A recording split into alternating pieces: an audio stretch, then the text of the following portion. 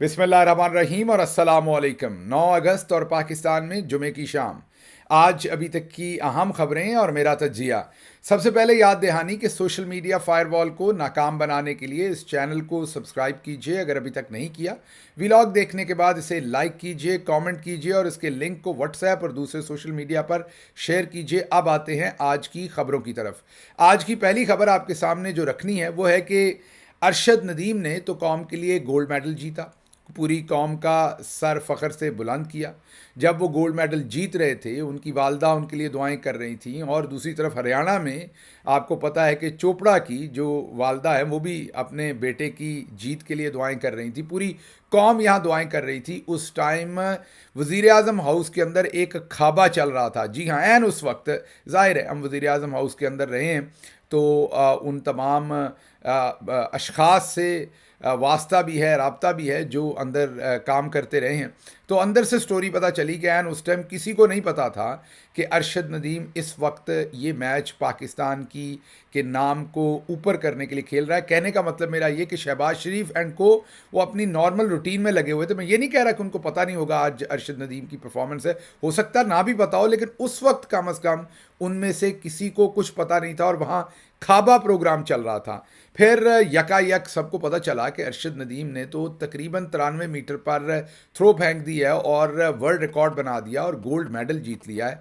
बस फिर क्या था, फिर मुबारकबादों का तांता बन गया। आपने देखा कि आईएसपीआर की प्रेस कॉन्फ्रेंस डज करके आई, उसके पीछे आपने देखा कि किस तरीके से फौरी तौर पर शहबाज शरीफ की मुबारकबाद आई। 7 तस्वीरें लगाई गई कि वो शहबाज शरीफ के साथ खड़े हैं। 10 लाख रुपए की बड़ी रकम, बहुत ख़तीर रकम का जो चेक शहबाज शरीफ साहब ने किसी ज़माने में दिया था उसकी भी तस्वीरें साथ शाया की गई।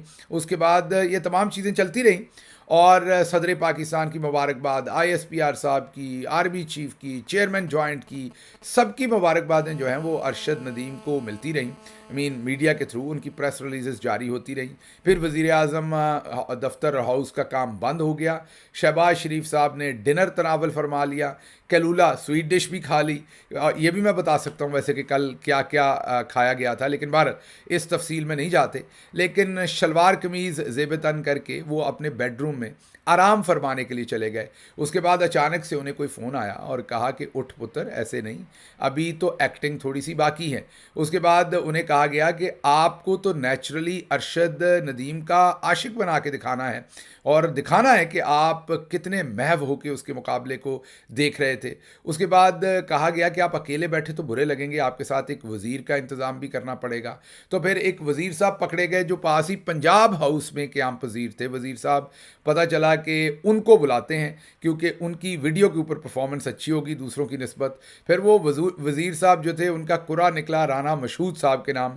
वो पंजाब हाउस में खाना तनावल फरमा रहे थे, कहीं से लेट आए थे और एन खाने के दौरान उन्हें एमरजेंसी में कहा गया कि आप फौरी तौर पर तशरीफ़ लाएं। मशहूद साहब जो हैं वो पेशे के अतबार से वकील भी रहे हैं, तो अक्सर जब मुलाकातों में जाते हैं तो या तो वो सूटेड बूटेड होते हैं वकील के रूप में, या वो ज़ाहिर है फिर वास्कट वगैरह पहनी होती है। लेकिन अब ये जो मुलाकात थी इसमें दोनों साहबान जो थे वो सोने वाले कपड़ों में थे। अरे आपको पता है कि खाना वाना जब आपने लंगर पानी करना हो तो ज़रा खुल खिला के किया जाता है। पाकिस्तान का रवाज तो यही है और फिर स्पेशली नून लीग का तो इससे भी ज़्यादा रवाज है। तो अब मैं आपको ये बता सकता हूँ कि पंजाब हाउस के कमरा नंबर का भी बताया जा सकता है, स्वीट रूम का भी, कि कहाँ पर राणा साहब जो हैं वो खाना तनावल फरमा रहे थे और वहाँ से राणा साहब को बुलाया गया। राणा साहब पहुँचे वज़ीर आज़म हाउस में, वहाँ पर अंदर एक ड्राइंग रूम है उसके अंदर नशिस्त फरमा हुए। फिर उनको वो रिकॉर्डेड जो अरशद नदीम की परफॉर्मेंस है वो लगा कर दी गई। पहले उसमें कोई प्रॉब्लम आ रही थी, आधा घंटा उसका इंतज़ार करना पड़ा। फिर सबको कमरे में से निकाल दिया गया। 3 लोग कमरे के अंदर रह गए, 2 परफॉर्मर्स, उसके अलावा 3 लोग, 5 लोग 2 कैमरे के पीछे आपको नज़र आते हैं। तीसरा बंदा जो पिलर के पीछे छुपा हुआ आपको नज़र आएगा, अभी आप वीडियो देखेंगे तो आपको नज़र आएगी। उसका काम था कि उसने दरवाजे के सामने खड़े होना है, कोई अंदर ना आए, लेकिन मुझे लगता है परफॉर्मेंस देखने के शौक़ में वो दरवाजे से थोड़ा इधर आ गया।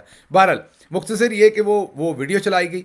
वो वीडियो जब चलाई गई तो उसमें शहबाज शरीफ साहब को जो एक्टिंग असाइन की गई थी वो ऐसे ही की गई थी कि जैसे कोई बॉलर क्रिकेट में बॉलिंग करता है, विकेट गिरती है तो फिर वो वसीम अकरम का आपको याद है ना, ऐसे ऐसे करके वो भागते थे वसीम अकरम, वो वाला काम उनको असाइन किया गया। अब क्योंकि ये आखिरी मिनट पर, वैसे ये पूरा ख़ानदान बहुत बड़ा फ़नकार और अदाकार है, लेकिन क्योंकि आखिरी मिनट पर ये सारा ड्रामा स्टेज किया जा रहा था तो उसमें फिर सिंक्रोनाइजेशन बहुत बेहतर नहीं थी दोनों परफॉर्मर्स की जो बैठे थे।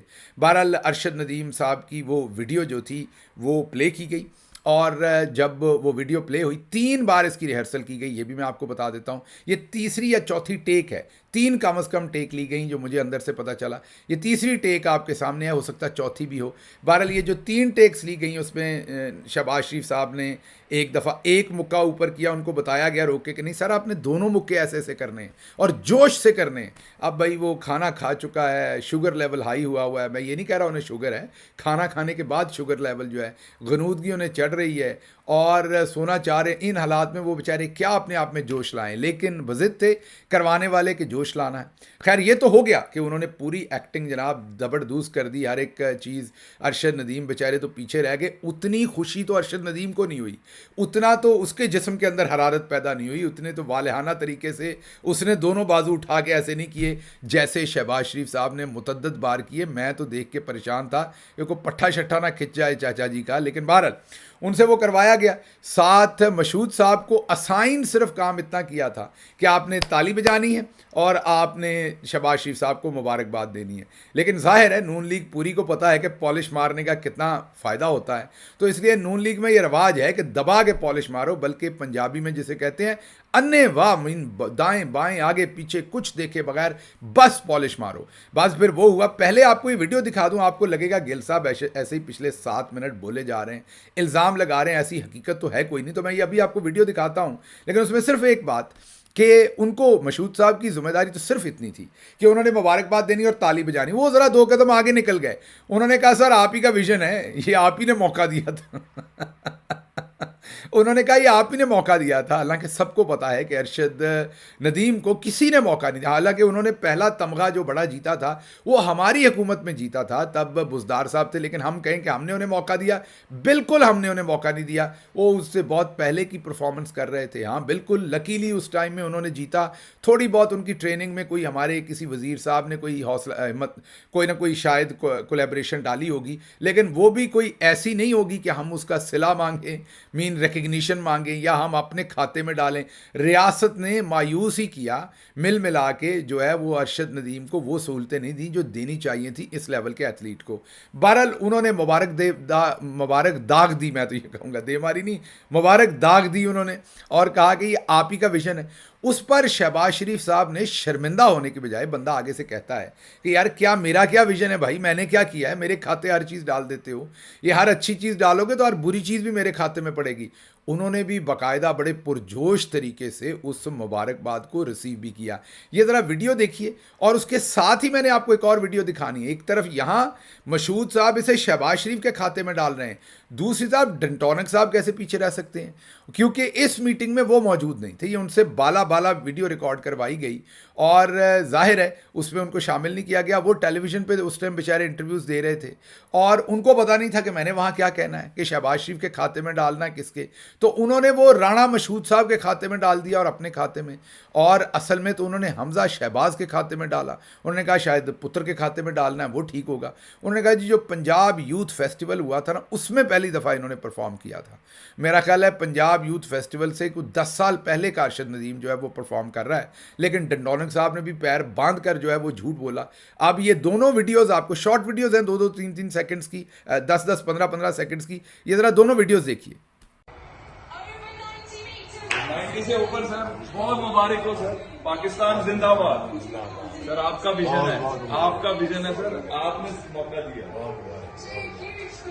हमारी मुलाकात हुई, खानेवाल के जिस इलाके से इनका ताल्लुक है, इतनी मियाँ चंदू में इतनी कसम पुरसी की हालत थी कि वहाँ पे ट्रेनिंग फैसिलिटी अवेलेबल नहीं थी। अरशद जब आए और वज़ीर आज़म से मिले तो उन्होंने कहा जी मुझे तो साउथ अफ्रीका का वीजा कोई नहीं दे रहा, मैंने साउथ अफ्रीका जाना है, मेरी ट्रेनिंग है। तो फिर हम जुट गए, और देखिए जब आप नौजवानों की हौसला अफजाई करते हैं ना और दिल से उनके लिए कोई काम करते हैं, उसके नतीजे मुस्बत आते हैं। ये आपको याद होगा पंजाब यूथ फेस्टिवल एक बहुत बड़ा हुआ था, उसमें से ये निकले।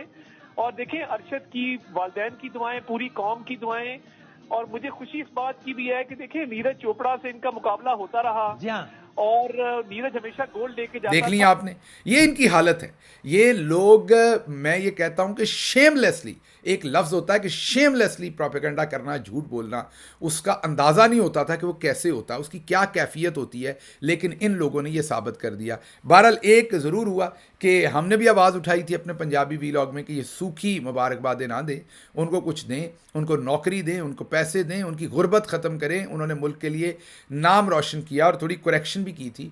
बाबर आजम साहब ने भी ट्वीट किया था कि शायद 30 साल बाद, कोई कहता है 32 साल बाद, कोई कहता है 38 साल बाद, कोई कहता है 40 साल बाद पाकिस्तान ने तमगा जीता। तो बुनियादी तौर पर जो गोल्ड का तमगा है, जो सोने का तमगा है, वो हमने 40 साल बाद जीता। आखिरी तमगा 1984 में हमने जीता था और 1984 में हॉकी में जीता था पूरी टीम ने। और जो गोल्ड के 2-3 तमगे हैं, 3 तमगे गालिबन, वो हमने हॉकी में ही जीत रखे हैं। इंडिविजुअली आज तक जब से पाकिस्तान बना, हमने कभी गालिबन कोई भी गोल्ड का, सोने का तमगा आज तक नहीं जीता। हाँ, कांसी के तमगे इंडिविजुअली हम जीते रहे हैं। बशीर साहब ने जीता था और हमारे 1-2 बॉक्सर्स थे जिन्होंने, एक शाह साहब थे बॉक्सर, उन्होंने जीता था।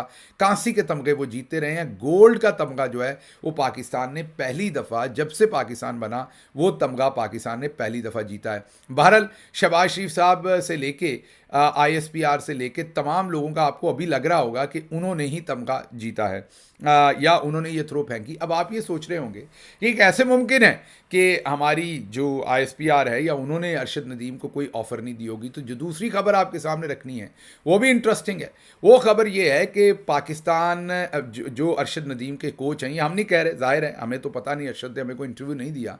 अरशद नदीम के जो कोच हैं उन्होंने बताया कि पहले अरशद को एयरफोर्स भेजा था, 1 हफ्ते के लिए मैंने खुद वापस मंगवा लिया क्योंकि मैं सेटिस्फाइड नहीं था एयरफोर्स की जो ट्रेनिंग थी उसके ऊपर। फिर उन्होंने कहा कि पाकिस्तान आर्मी के कर्नल साहब मेरा पूछते हुए जो है उनका पता चला कि वो मेरे बारे में पूछ रहे हैं। कहते हैं जब साकी साहब हैं, वो कोच जो इनके, साकी साहब ने कहा कि जब मेरे बारे में पूछ रहे थे तो मैं बड़ा परेशान हुआ कि जो फ़ौज के कर्नल साहब हैं वो मेरे बारे में क्यों पूछ रहे हैं। आप ज़रा खुद सोचें कि इसमें परेशान होने की ऐसे कौन सी बात थी। ज़रा आम मुल्कों में तो अगर कोई कर्नल साहब आपका पूछ रहे हो तो इसमें परेशानी की तो कोई बात नहीं है, लेकिन साकी साहब कह रहे हैं कि मैं तो बड़ा डर गया कि मेरा क्यों पूछ रहे हैं। तो मतलब जो ऊपर बैठे चंद लोग हैं उन्होंने देखें कि क्या रिश्ता बना दिया अब कि कोई किसी का पूछे भी तो लोग डर जाते हैं। तो उन्होंने कहा कि मैं बहुत डर गया, ये उनका बयान आपको बता रहा हूँ। उन्होंने कहा फिर कर्नल साहब मेरे से मिले, जब उन्होंने अरशद नदीम का जिक्र किया तो मेरी जान में जान आई, सांस में सांस आई कि कोई और मामला नहीं है, ये मेरे से अरशद की बात करने आए हैं। तो उन्होंने अरशद की बात की। उन्होंने कहा कि हम उसे ट्रेनिंग करवाना चाहते हैं, हम उसे अपने साथ लेके जाना चाहते हैं। जिस पर उन्होंने कहा कि मैंने उनको ये जवाब दिया कि मैं ये रिस्क नहीं ले सकता क्योंकि आपने उसकी ट्रेनिंग फ़ौजी तरीके से करनी है और मैं ये नहीं कर सकता, इसलिए उसकी ट्रेनिंग जो है वो सिविलियन में ही होगी। फिर उन्होंने कहा कि उसको वापडा के ट्रायल्स के लिए भेजा और वहाँ पर वो सेलेक्ट हो गया और फिर वापडा के अंदर उन्होंने अपनी ट्रेनिंग की। आप ज़रा यहाँ से वो याद कीजिए जो हमारे क्रिकेटर्स को जो ट्रेनिंग दी थी, पहाड़ों पर चढ़ाया था, पत्थर उठवाए थे, मतलब कि जिसने फास्ट बॉलिंग करनी है उसके सर पर 25 किलो का पत्थर उठवाकर उसको हम पहाड़ पर चढ़ा रहे थे कि उसका कोई ना कोई मसल ज़रूर ऐसा पुल हो कि उसके बाद रप्चर हो कि वो खेल ही ना सके अपनी पोजीशन के ऊपर। वो एक डिफरेंट किस्म के एथलीट हैं क्रिकेटर्स जो हैं, उनकी बिल्कुल ट्रेनिंग, उनकी ज़ाहिर है प्रोफेशनल किस्म की उनकी ट्रेनिंग होगी, प्रोफेशनल लोग उनकी ट्रेनिंग करेंगे। पीछे एक सूबेदार साहब जो है या हवालदार साहब जो हैं वो बंदूक लेकर चल रहे थे और आगे आगे वो पत्थर उठाए पहाड़ी पर चढ़ रहे थे और किसी की सांस फूल रही थी और किसी की नहीं फूल रही थी। ये काकूल के अंदर हमने क्रिकेट की ट्रेनिंग दी थी अपना। उसके बाद जब क्रिकेट टीम वर्ल्ड कप खेलने गई थी तो ऐसी टीमों से हारी, ऐसी टीमों से हारी कि वो पत्थर उठाने तो आसान होंगे, उन टीमों की हार का बोझ उठाना आज तक पाकिस्तानी कौम के लिए मुश्किल है।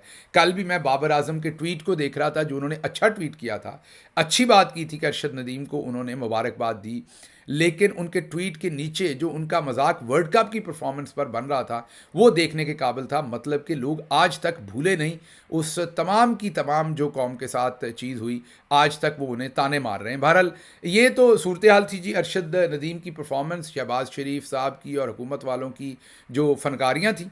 अब हम आपको अगली खबर देते हैं। लेफ्टिनेंट जनरल मोहम्मद आमिर को मुत्तहिदा अरब अमारात में सफ़ीर मुकर्रर कर दिया गया। जी हाँ, दुबई, यूएई के अंदर दुबई, अबू धाबी, सारा जो मुत्तहिदा अरब अमारात जिसमें शारजा और वो सारी उनकी 7 स्टेट्स हैं, वो यूएई के सफ़ीर पाकिस्तान के जो हैं वो वो अब lieutenant general retired Mohammad Amir sahab को लगा दिया गया। कौन है मोहम्मद आमिर साहब, इनके बारे में कुछ तफसील आपको रखते हैं। सबसे पहले तो आपको ये पता हो कि ये कोर कमांडर गुजरांवाला रहे हैं, 11 महीने पहले फ़ौज से रिटायर हुए हैं अपनी जिम्मेदारियां पूरी करके। ये आर्मी चीफ बनने की दौड़ में भी शामिल थे, अगर आपको याद हो।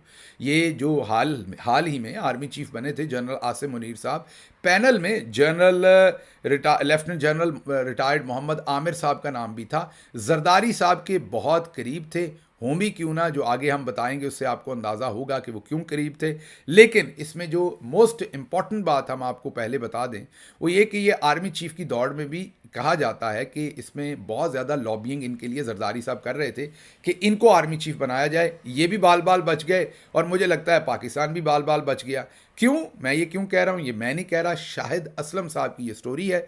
आपको पता है कि वो जर्नलिस्ट हैं शाहिद असलम, जिन्होंने अहमद नूरानी के साथ मिलकर स्टोरी की थी। अब मुझे नहीं पता उन्होंने की थी कि नहीं, पकड़े ज़रूर गए थे वो उस केस में। जनरल बाजवा साहब की करप्शन के जो 12 अरब रुपए के असासे जो हैं वो सामने आए थे, मुबैना करप्शन हम कहेंगे, क्योंकि जाहिर है उसकी उन्होंने कोई मनी ट्रेल अभी तक नहीं दी। तो वो जो 12 अरब उनकी बेगम और बच्चों के नाम पर निकले थे, जो स्टोरी फाइल की थी वो शाहिद असलम साहब के ऊपर इल्ज़ाम था कि वो डॉक्यूमेंट उन्होंने निकाल के दिए हैं। फिर शाहिद असलम साहब को उठा लिया गया था, जेल में भी रखा गया, अब वो जलावतन है।